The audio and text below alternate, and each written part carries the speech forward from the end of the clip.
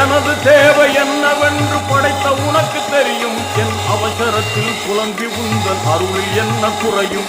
நாடியதை செய்து காட்டும் நாயகனே அருள்வாய்.